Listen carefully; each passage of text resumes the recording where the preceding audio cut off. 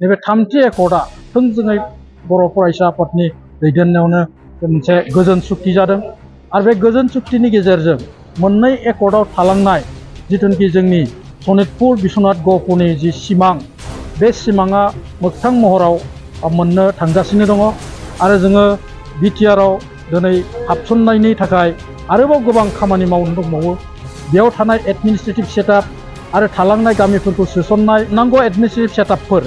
बे सेटआपखौ जाफुंहोनो थाखाय जोङो खौसेयैनो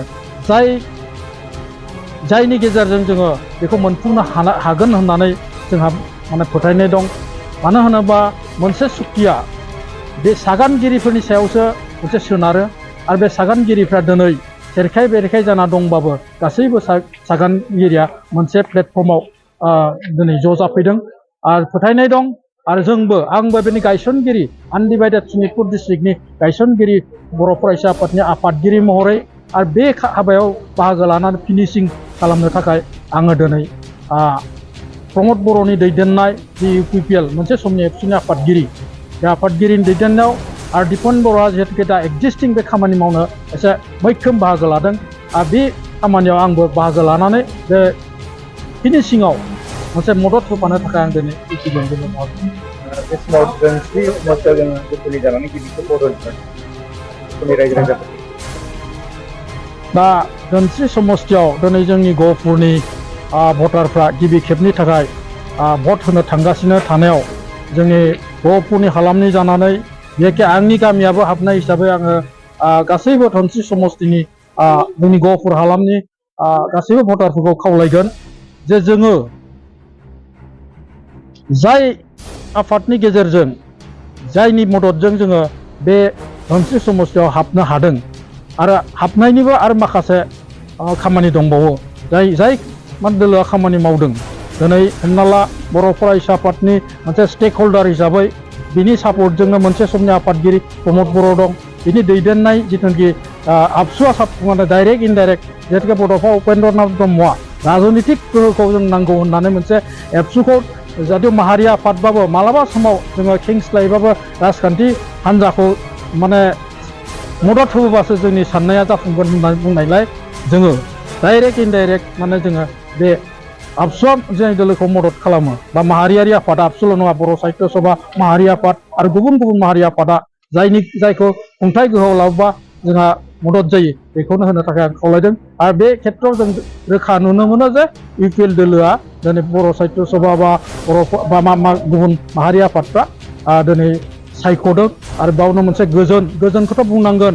जोङो गुबुन गुबुन थासारियाव जोङो गोदोनिफ्राय 17 बोसोराव आं सोरखौबा बुंनो साना खारन हमनि जिथुनिखि हम मिनिस्ट्रिनि पुलिसनि जिथु गोहोआ जोंनि फिसा काउन्सिलाव गैयामोन जों रावखौबो दाय होनो हाया खिन्थु गासैबोनि नाजानायाव गासैबो बिग्रायारि नाजानायाव थांनाय 5 बोसोराव जे जोंनि बिटिआर ओनसोलाव जे गोजोन थासारि फैदों बेनिखायनो गोजोन थासारिखौ अराय हास्थायो रायजोफ्रा हास्थायो आरो गोजोन थासारि लाबोग्रा जाय हान्जाया गुबुन गुबुन दा बिटिआरआव 26टा माहारिफोर दं बे माहारिनि गेजेराव खौसे अनलायनायनि गेजेरजों जाय दोलोआ दिनै बेखौ खालामनो सक्षम जादों आरो बे दोलोखौनो आरोबाव जोङो गोहोआव लाबोनो थाखाय आं खावलायगोन दोंस्रि समस्थिखौ मानसिफोरखौ आं बेखौनो मोनसे राजखान्थि दोलोखौ एफा गोबाव दैदेननायाव हयथ' एक्सटार्नेल इन्टारनेल गोबांजोंबो हयथ' मदद थानो हागौ खारन बे मदद लालायनाया राजनितिनि मोनसे पलिसि जाबाय राजनिति लिडारनि पलिसि हा फानदोंना ना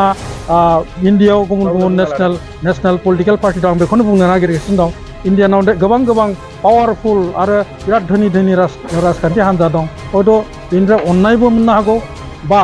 नङाब्ला गमामायैनो गाव जिहेतु सासे बिग्रायारि जानानै बियो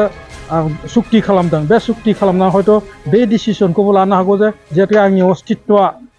एबार लाखिथारनांगोन बेनिखायनो आं नांगौबा गावनि सम्पतिखौबो फाननानै आं बेखौ एबार आंनि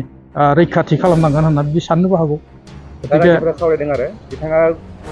हेलिकप्टाराव थाव सोनानै बाहायस्लायस्लाय रायजो राजानि डेभेलपमेन्टखौ मावोब्ला मोजां दा बेथ' रायजोफ्रा बेखौनो सानो हेलिकप्टारजों बिरथिंस्लायस्लाय माने रायजो राजानो बेखौ डाइरेक्ट डेभेलपमेन्टफ्राव बहाबा दालां गोबाय बहाबा लामा गाज्रि अबेबा स्कुलफोर दं बायखोन्दा जिखोन्दा बर' गामिया नायथावा सोरबा ओरैबायदि बन फानना जाग्रा दिनैसिमबो दं दिनैसिम जोङो 17 पास 22 बोसोर जाबाय 22 बोसोर थांनायावबो जोंनि बर' गामियाव सोरबाफोर दाबो हाजिरा मावना जाग्रा दं बेफोरखौ नायसननानै जाहाथे बे बिथांमोननो जुदि बे अनसुंथाइखौ होयोबा हयथ' फरायनायाव सोलोंथायाव जुदि बाहायोबा हयथ' बेनिफ्राय साबसिन जागौ होननानै आं सानो UPPL बेसेबां मानसि लानो देरहागोन ना दिनैनि दिनावथ' माने सिंगोल मेजरिटि मोननायाव दङ